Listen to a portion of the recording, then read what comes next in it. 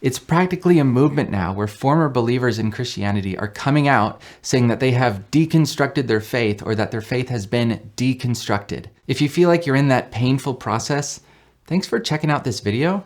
I hope to encourage you that you don't have to deconstruct your faith, and I humbly request that in your search for truth, you seriously consider what I think to be a better alternative.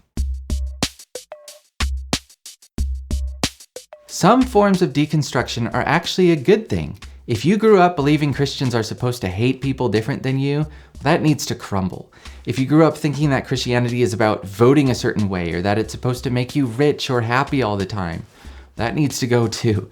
If you grew up thinking that Christian faith is believing without evidence and that if you have reasons to believe it takes away your faith, that really needs to deconstruct. I'm actually doing a video defining faith next week.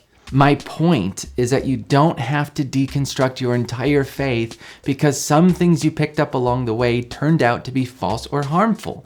Properly understood, Christian faith is rich, it's deep, it's grounded, and it's defensible. Properly lived, Christian faith is freeing, it's life-giving, and it should benefit those around you. If you don't realize these things, then maybe full-fledged deconstruction is the wrong conclusion.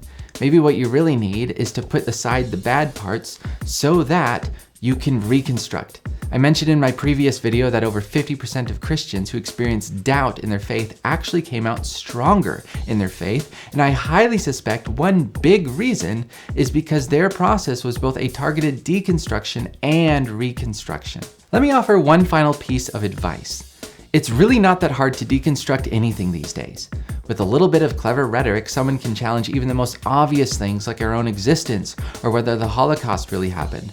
Honestly, you can challenge this stuff and dream up alternative theories until your face turns blue. But just because something can be challenged doesn't mean it should be rejected. You have to weigh the evidence. Don't be content throwing your hands in the air and saying, "We can't really know."